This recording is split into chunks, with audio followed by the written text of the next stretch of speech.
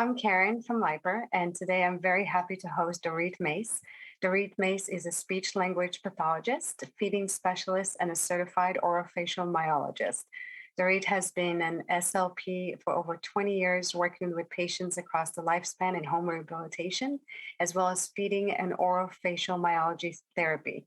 She supervises students at the Hadassah Academic College and gives lectures and workshops in the field of feeding therapy and myofunctional therapy in early intervention. Hi, Dorit, how are you? Hi, I'm very happy to be here. Thank you. Of course, we're very excited to have you. Well, let's dive in. Tell us about dysfunctional tongue as part of myofunctional therapy. Myo is muscles and functional are how they function. And really, we should call it orofacial myofunctional therapy because we're dealing with the muscles of the mouth and the face and how to get them to function in the best way. And we talk about our resting posture and how we swallow and how we speak and how we breathe. And it's a discipline that is, there are different fields that work in this discipline, people who have studied the field.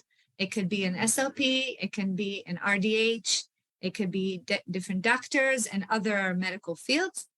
And when we're looking at the tongue, it's a very major part of normal function because our resting posture, the tongue is rests against the palate and the lips are closed and we're breathing through our nose. And if we have a tongue that is low low resting posture, very often it becomes dysfunctional and it over time we have an oral dysfunction in all of the complex of the muscles. How does a dysfunctional tongue affect us in our everyday life?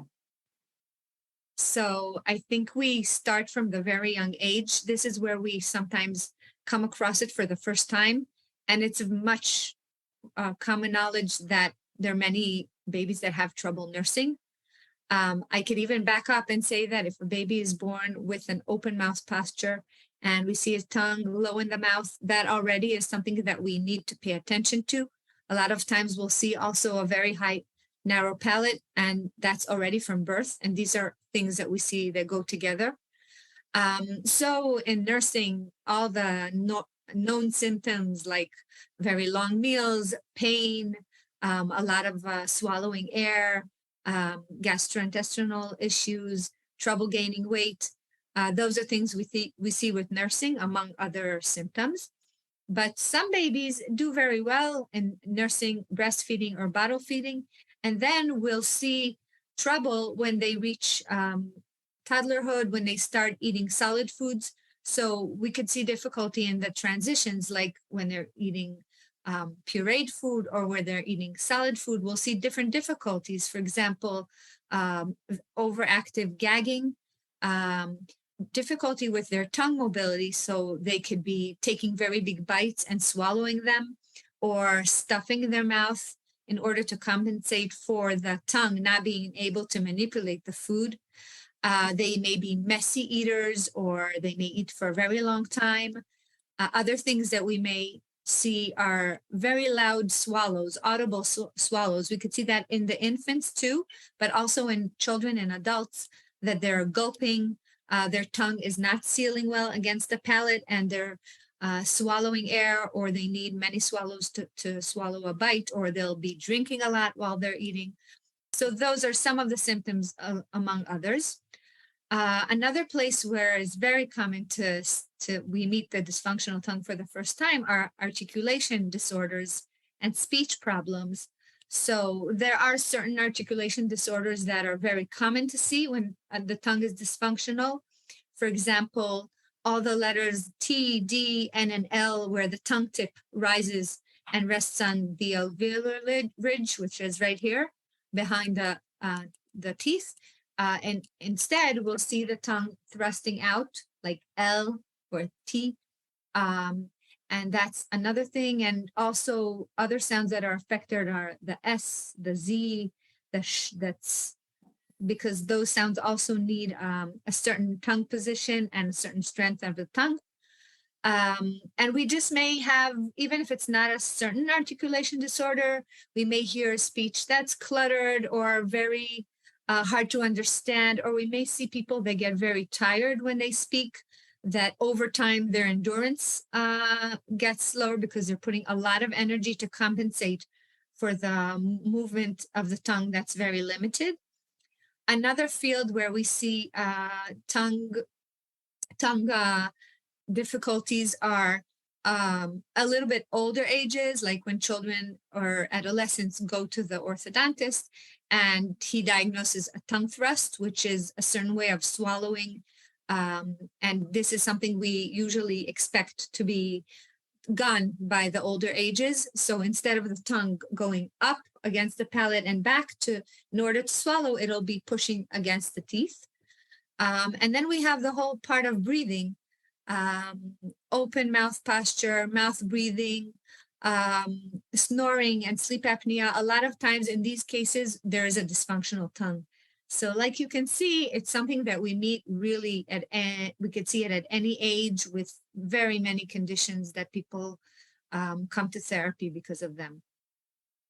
Yeah, it seems like the awareness has definitely increased in the past couple of years, and especially the need for tongue exercises to encourage tongue mobility and strength.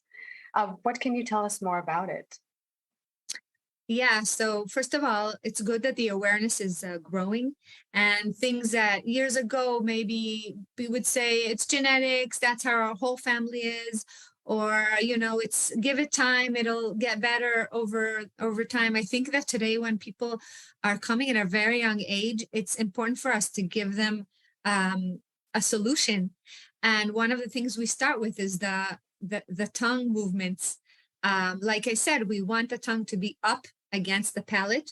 So in many times these children or whoever it is has not even experienced the feel of the tongue against the palate. And that's where we start from. And that's where the tongue gym comes in, because really, in order to be able to get this movement, some people do it easily, but a lot of the times it happens because it's not easy for them to do. So a good place to start with the exercises is lifting the tongue, keeping the tongue up, building endurance. It is a muscle, so we could improve it with exercise. If we use the tongue gym, it's very easy to encourage that movement with the tongue or other movements. Sometimes we need to encourage other movements as well. Since you already start touching on this subject, I'll go from there. How do you treat dysfunctional tongue, and what are your favorite way to encourage actually your patients to accomplish their exercise regimen? So yeah, I think that the compliance is a very big issue, because a lot of times when something is hard for someone, so they have a hard time doing it, and it does take a lot of practice, especially if it's something that we're trying to change at an older age. But even at a younger age, a lot of times there are reasons for the tongue to be dysfunctional.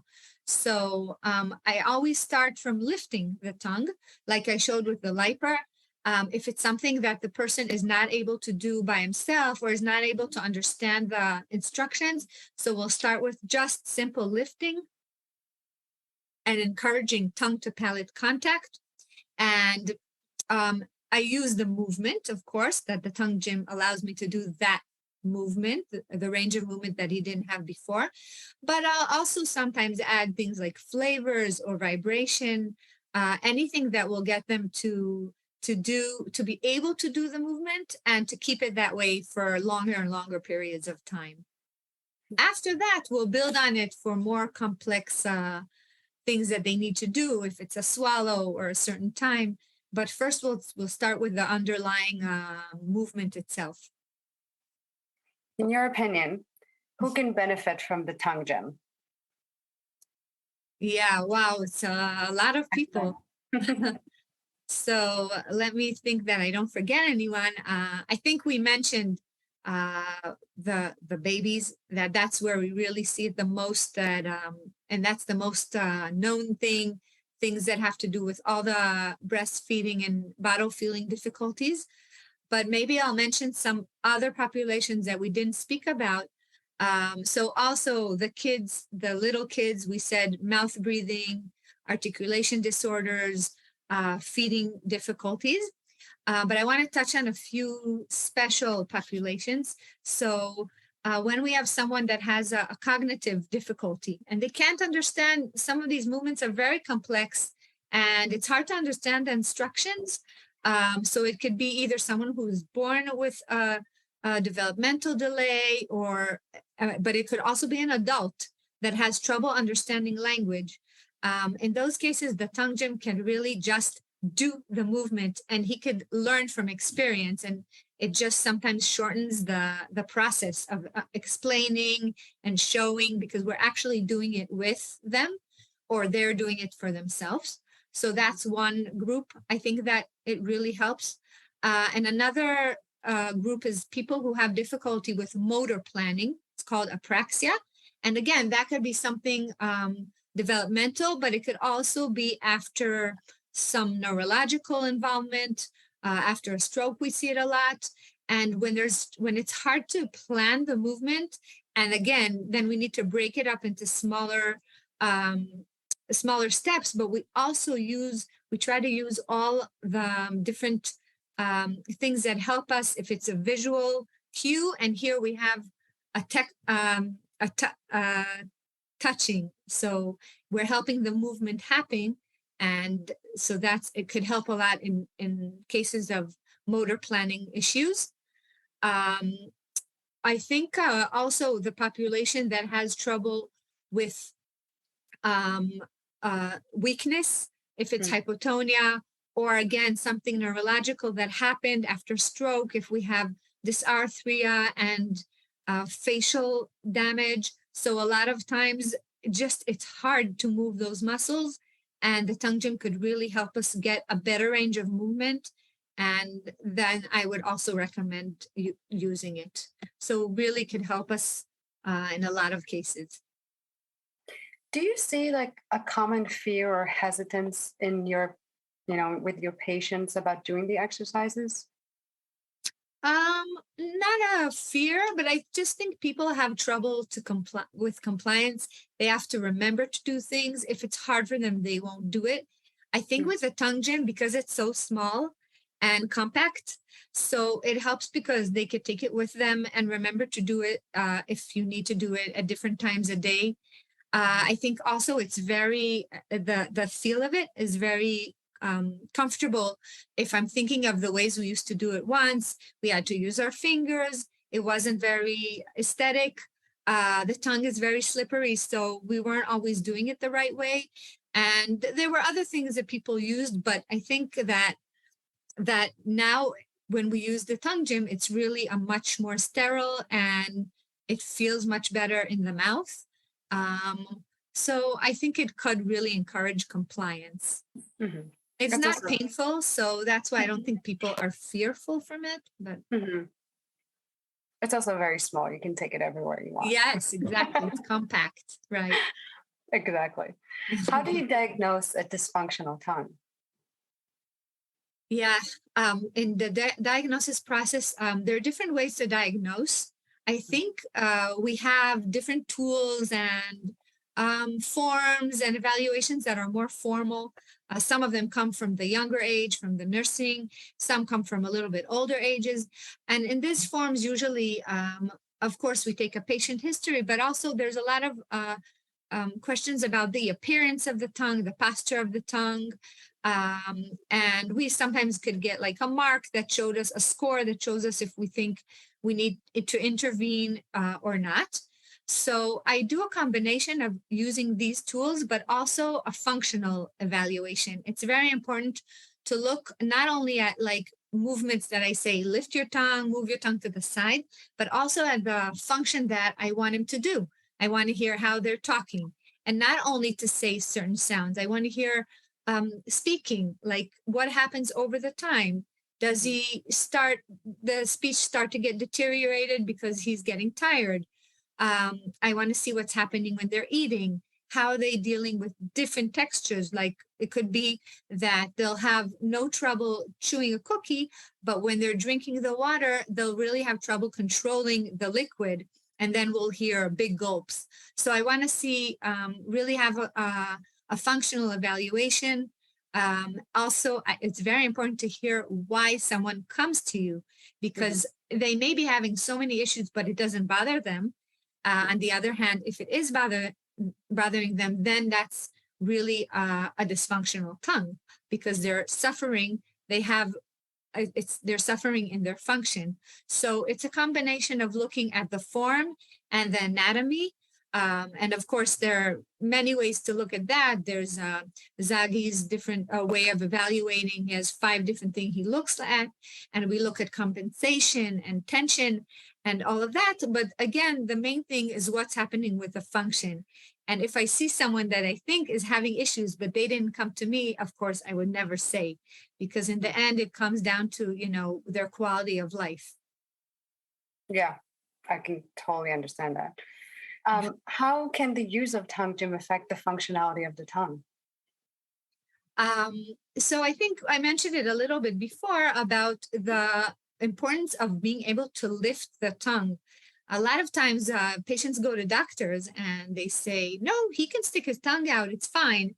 And really that's a misconception, because the main thing we want is to see that lifting of the tongue, to be able to lift and to be able to do it without many compensations of the muscles all around the floor of the mouth, the neck, the head.